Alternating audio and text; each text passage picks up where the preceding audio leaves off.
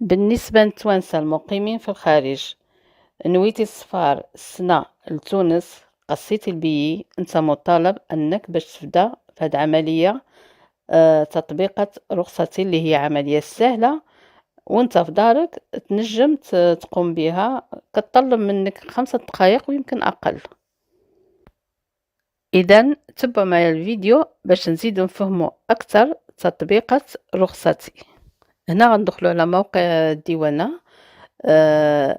غادي يعطينا هاد الصفحة هادي فيها 2 اختيارات، غادي نختارو سمارت جيت.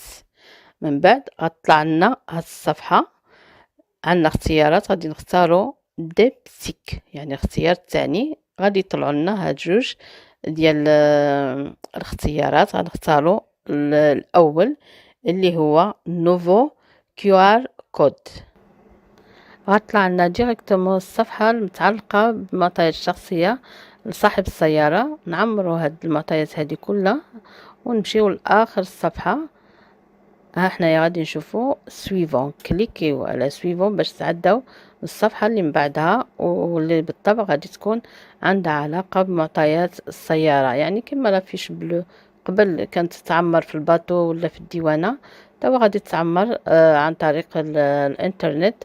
نشوفها انها هي واحد الطريقة اللي هي سلسة حتى في المرور في الديوانة وما كطلبش واحد الوقت كبير. اذا غادي نعمرو هاد المعطيات هذه كلها ومن بعد غادي نمشيو اخر الصفحة، تكليكي على جينيري. غيطلع لك ديريكتومون الكي ار كود اللي اما غادي تعمل له تنزيل على الموبايل ولا تامبريميه في ورقة اللي غادي تهزها معك في الديوانة باش تكون الامور سلسة في المرور من الديوانة. غنتعداو توا المرحلة عندها علاقة باش ندخلو على الويب سايت تاع الديوانة التونسية www.douane.gov.tn.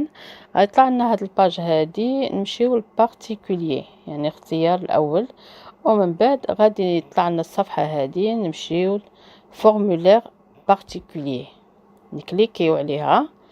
غطلع لنا من بعد واحد الباج اللي فيها فورمولير ا تيليشارجي. نمشيو للاختيار الاول هذيك اللي مكتوبين بالاحمر اللي هو ليست دي زيفي امبورتي. من بعد غادي تخرج لنا الصفحه هذه، نامبريميو هاد الورقه هذه ونعمروها في هاد الدبش اللي غادي ندخلوه لتونس وصافي. في الديوانه كتعطي هاد الورقه ديوانيا باش كتكون الامور سلسه على حساب يعني الناطق الرسمي ديال الديوانه التونسيه.